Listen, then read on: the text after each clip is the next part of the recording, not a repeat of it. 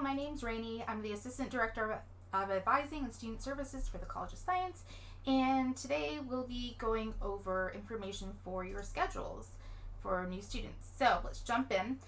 What we're going to look at is going to include English, mathematics, lab sciences, general education, and second language.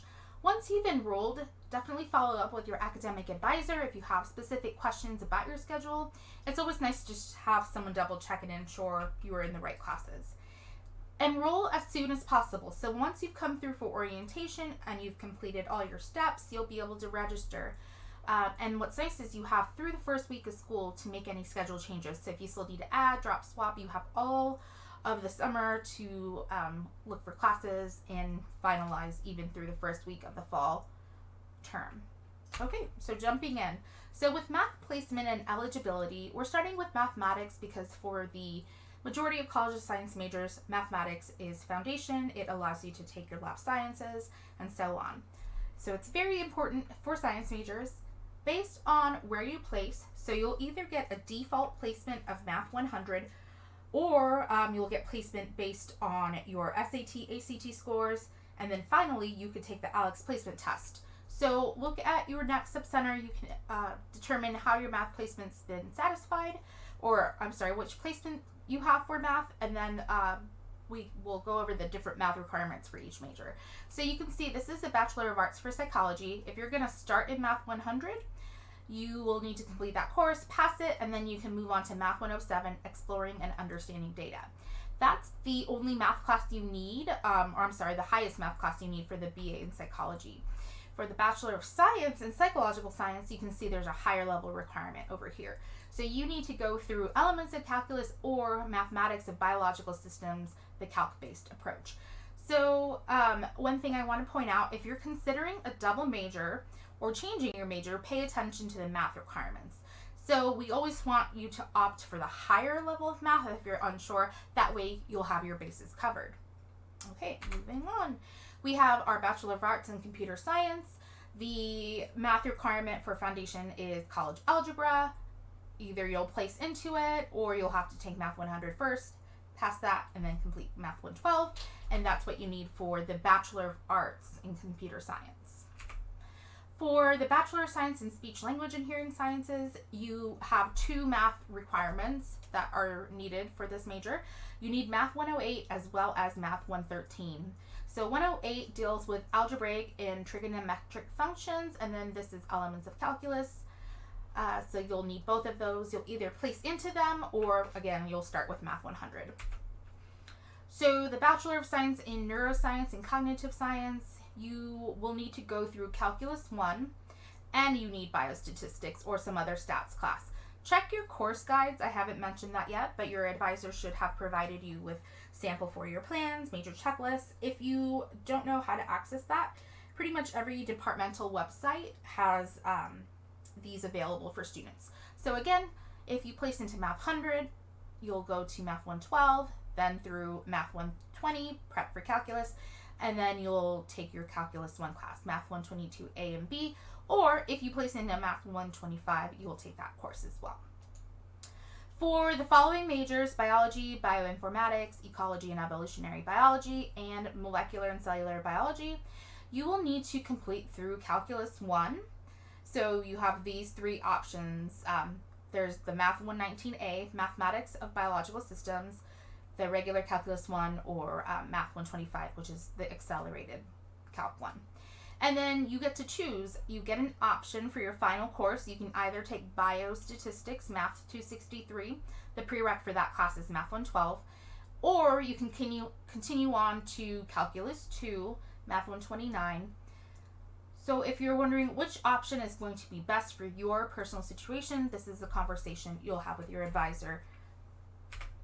For our physical sciences, including astronomy, chemistry, biochemistry, computer science, the Bachelor of Science, geosciences, hydrology and atmospheric science, mathematics, applied physics, and then finally statistics and data science, you need to go through Calculus 2 or possibly beyond, depending on how much math is required. So again, check your course guides. You can work with your advisor, but for example, mathematics, statistics, and data science students, obviously you'll be taking several math courses. Students in astronomy, physics, applied physics, you'll likely need at least 2 more courses beyond Calculus 1 or Calculus 2. So check with your advisor if you are interested in seeing what that looks like, or check your course guides. Okay, so you've probably noticed there's a few different Calculus 1 classes, Math 122A and B. So we want to just go over the difference really quickly. So if you're going to take Math 122A and B, Calculus 1, make sure you enroll in both. Math 122A is a 1-unit course. It's 3 weeks long, and it assesses your readiness for Calculus 1. As long as you pass this course with a C or better, you get to move on to Math 122B, the 4-unit Calculus 1 class. Now, should Math 122A not go as well, if you don't get that C needed by the end of the 3 weeks, you're going to move down to the Prep for Calculus, Math 120R. And this is just kind of like a safety so that you're not taking, a 4-unit math class that you're not well prepared for. The math department will help you facilitate this change should you need to make the move from Math 122A to 120R. But for now, if this is where you've placed Math 122A and B, just go ahead and sign up for both classes. All right, so then you've also probably noticed that there's 3 different Calc 1 options. So there's Math 119A, 4 units, Math 122A and B, 5 units, and then finally Math 125. So depending on your major, you might be able to take Math 119A, but if you're planning to go on to Calc 2, this course will not move you on to Calc 2. You must take Math 122A and B, Calc 1, or Math 125, Accelerated Math 122B. So if you came in with Calculus AP credit, but you maybe want a review on Calculus, this would be a good option, Math 125. It'll just cover Calculus 1 in a little bit faster paced method. So it's 3 units plus class time. This is the 5-unit class that you'll be meeting pretty much every day. So that's some of the main differences between these two, 122 and 125. It's just the pace. All right, so for lab sciences, most of your majors will have you start off potentially taking a laboratory science. Many of these will have prerequisites such as math, so you'll be able to refer to your quick guide to placement to determine your particular eligibility to enroll in these classes. So this is just a quick sample of what your quick guide to placement looks like. It's a sample, so don't use this for your eligibility. Use your personal one provided to you by orientation. Okay, so science major coursework, some things to know. We have labs that might be integrated, separate, there's honors versions. So look at your departmental checklist, sample for your plans to see what you're supposed to take and when. So this is just a quick example to show you what we mean by integrated or separate. Separate would be a course like biology, MCB 181R and MCB 181L. R is going to stand for lecture, L stands for lab. So if you ever see R and L, that's what those indicate. For biology, these are not integrated, they are separate. So you would need to sign up for this class as well as this class. If you're going to take a class like geoscience or physics or chemistry, you just sign up for the course listed unless otherwise specified, and UAccess will prompt you to select the lab. So that's what we mean by integrated. Okay, oops. Watch for multiple components to a class. So if there's lectures, labs, discussions, workshops, make sure you sign up for everything. What's nice is UAccess will prompt you to select your choice. Lab and discussion numbers need to match your lecture numbers. So I'll show you an example of what we mean on the next slide. And then, of course, making sure you check with your advisor to see that your schedule is nice and balanced, that you don't have too many labs, too many honors courses, too many units. So start off, with what's recommended, see how your first semester goes, and then you can always kind of ramp up from there. All right, so this is what we meant by lecture and labs matching section numbers. So you can see this is chemistry 151, lecture 001, and then this is the labs that are affiliated. So 001A, 001B, 001D. So that number before the lab and lecture number need to match. So if you try to sign up for this class, chemistry 151, but section 2, you need to find the labs that are also section 2. So you can't mix and match these. You can't take lecture 2 with a 001B lab. All right, English composition. So we have a variety of English trajectories based on where you place. So take the Foundations writing evaluation through Next Steps. If you haven't done so, this is how we give you the most accurate placement. We'll be able to know if you have AP credit to bring in, IB, dual enrollment, stuff like that. So make sure you take care of that as soon as possible if you haven't. Otherwise, you get this provisional placement based on your high school GPA. So going back to what the options are, you might get placed into English 101A, which is a 4-unit class. Then you'll continue on to the next semester and take English 102. And that completes foundation writing for most degrees. English 101A is 4 units. You can see English 101 is 3. The difference is the 101A will have an additional discussion section to kind of have a little bit more support for writing. So if you place into English 101, you'll take 102. That completes foundation writing. However, if you're coming in with AP or test credit, you may get placed into Honors English. So English 109H, 3-unit class. This course will satisfy your foundation writing. However, sometimes if you're looking at professional programs like applying to medical school, you might have to take one more writing class. Your advisor will be able to help you determine if that is the case for you. And then if you have transfer credit for English 101, then we just need you to take 102 and then you're done. So again, take this Foundations Writing Evaluation, the FWE, and we'll be able to get you in the right course to start with. All right, general education. So we have 3 different categories of general education: the individuals and societies, traditions and cultures, natural science. We abbreviate them, call them INDIVs or 150s, TRADs or 160s, and then NATs, which are those 170s. The rule of thumb, you want to take 2 courses from each category. We don't care about the letter. You can just kind of ignore that and not worry about it. So 2 150s, 2 160s, 2 170s. There's a little note here. Many science majors meet the NATs requirement automatically, so you probably won't need to take NATs if you're taking courses like biology, chemistry, physics. However, your course guides will detail if you need the NATs or not, so refer to that or ask your advisor. Individuals and societies, you can think of these classes like social sciences, so potentially intro to psychology, intro to economic issues, stuff like that. Traditions and cultures are going to be more humanities based, so you might take a class about like Chinese history, Chinese civilizations, or anthropology. And then NATS, natural sciences, will just be comprised from various science disciplines. So you might notice that you get scheduled on your pre-schedule for what seems like a language class or maybe even 2 English classes.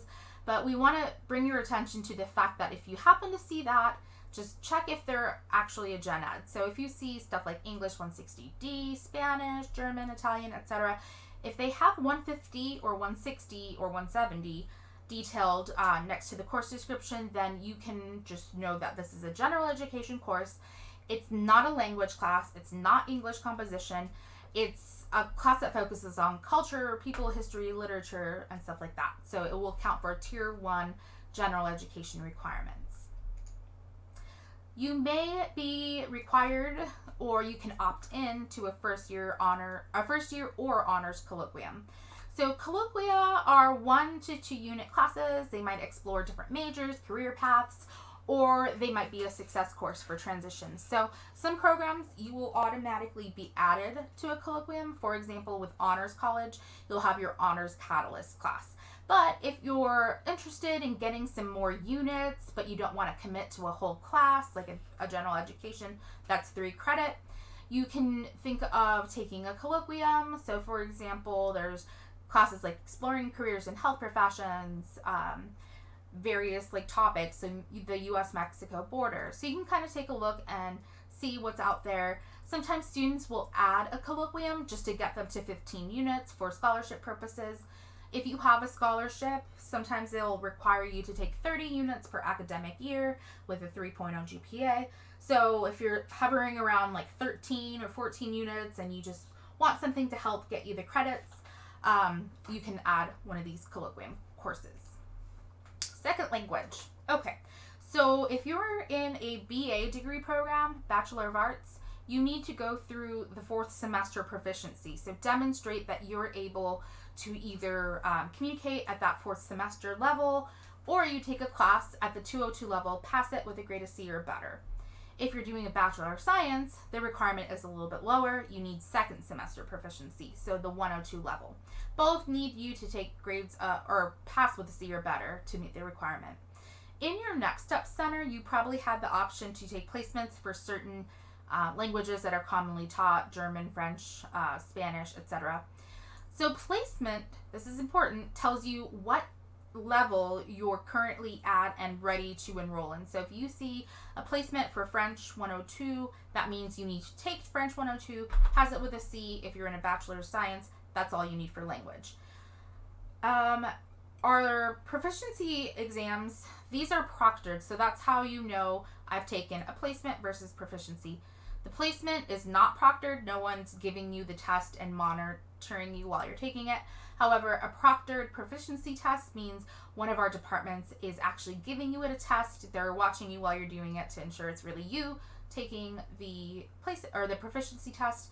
And sometimes you can test out of a language. So for example, if you took Spanish all 4 years in high school, you come in, do our proctored proficiency test, and you demonstrate that, hey, I speak at the 202 level, then you don't actually have to take a class. So if you feel like this would be a good option for you, talk to your advisor. Language classes can be 4 to 5 units, just depending on the course, and any language is fine. So maybe you took something in high school, wasn't, your favorite, or you're really interested in learning something new, that's totally fine. We also offer sign language. Sometimes it's hard to find that because it's abbreviated as SERP. SERP stands for Special Education, Rehabilitation, and School Psychology. ASL 1 is going to be SERP 370A if you're looking for that course. We have critical languages. So these are languages that aren't as frequently taught, but we have sections to learn various languages, Hindi, Cantonese, Korean, etc. So that's kind of cool. You can explore taking one of these if you're interested. Finally, the thing with second language, our last bullet point here, we allow students to take the CLEP exam, college level exam program. You do have to pay a fee to take this test, but if you have a high level proficiency of a language and you take this test, you could potentially earn 16 units of college credit. There are limited languages offered. Just talk to your advisor to see if this would be something you're interested in. Okay, so kind of wrapping up what your schedule should be comprised of. So we've talked about mathematics, English, general education, second language, laboratory sciences. So about 5 classes is pretty standard. It will get you around 15 units. If you're using federal financial aid, you need to sign up for 12 units in order for your aid to disperse. However, if you have a scholarship requirement, like we mentioned earlier, the 30 units with the 3.0, definitely ensure that you're enrolling in enough units. You don't have to do 15 and 15, so like 15 in the fall, 15 in the spring. It could be 14 in the fall, 16 in the spring, as long as you finish your 30 units by the end of the academic year. So you could even take summer classes to help with scholarship units. If you're looking for better days and times for your classes, let's say you got scheduled to a really early mathematics class, but you learn math better maybe in the afternoon, keep checking UAccess for seats to open up. Students are coming in through the entire month of June for orientation, so you'll be able to see some seats open up, times change, so you're able to swap your times for classes as you need to. As long as you're using a computer with internet, that's how you can make sure you're able to access the UAccess Student Center. Always confirm all changes you make, so if you drop something, always go back to look at your schedule, ensure it was dropped. Same thing for adding, swapping, ensure that the change you intended to make did in fact go through. With any questions about your schedule, we've said this probably like 25 times, but ask your advisor. Let us know how we can support you. We can review your schedule, ensure that you've signed up for the correct courses. Some other last things that you should be aware of. Check dates and deadlines for adding, dropping, swapping. So I've mentioned through the first week of this fall term, you're able to change around your classes. When you look at your schedule in UAccess, you'll have this little calendar icon right here. You can click that and you should be able to see dates pertaining to that specific course. I highly recommend going to arizona.edu, looking up the calendars and then marking your calendars with important dates and deadlines. So that way you know, hey, all right, it's September 4th. I need to consider if I need to make any adds or swaps to my schedule. In viewing your schedule, make sure you're going to take a look at your course start and end dates. You probably now see that we have different start and end dates based on which session you're enrolling for. So for example, you could be taking a class that starts in August, ends in December. But if you sign up for like a 7-week class, the dates are going to vary. So they'll be like August to October or October to December. So definitely make sure you're aware of when your start and end times are for classes. So dates rather. So you can kind of take a look right here. For days and times, you can see this course was scheduled Monday, Wednesday, Friday at 8 to 8:50 in the chemistry building. Shows you who the instructor is if they're listed, and then the status is enrolled. Down here you can see the student status is dropped. So if you don't want to see the stuff that you've dropped, just filter it out by clicking show dropped classes. So you can get rid of that. You can look at waitlist classes and then hit filter. It will give you whatever view you're trying to look at. You can look at your schedule by this kind of like text layout, or if you click the weekly calendar view, it's going to give you this nice little grid layout that shows you your days and times for classes. Remember that if you sign up for an online class, it will not show up on your schedule. It'll be listed as TBA. Online courses are meant to be asynchronous, and you can complete them around your personal schedule. Okay, so some last things. Once you have perfected your schedule, I recommend looking at a campus map to kind of figure out where your classes are in terms to one another and ensure that you can get to and from your classes in a reasonable amount of time. On Monday, Wednesday, Fridays, you have 10 minutes to get between courses. Tuesday, Thursdays, it's typically a little bit longer. You get 15 minutes. When you're in kind of the heart of campus, central campus, like by the student union, you can pretty much get to any point of campus within like 6 minutes or so. If you're really worried and you have a class scheduled like maybe north of Speedway, and then you have to go to something really far south like the ENR 2 building, you might not be able to make it in time, so definitely take that into consideration. You can always ask your advisor to see if your walk between classes seems reasonable. Take note of unusual start and end dates. So we talked about that. You can look at the schedule list view to see when your start and end dates are. And then mark your planners for important deadlines like tuition. Tuition's not due until the first day of class. So we recommend enrolling now, making sure you have saved your spot in each class. And then if something happens, you decide not to attend, let us know so we can help back you out of your enrollment, drop your classes, and then make sure you don't get charged for tuition. Because once school starts and you're in those classes, you owe money for that semester. So let us know if you decide not to attend. And again, reach out to us, talk to your advisors if you have any questions. And again, my name's Rainey, so if you need to contact me, you can email me at science@arizona.edu. Thanks so much for watching and listening. Good luck.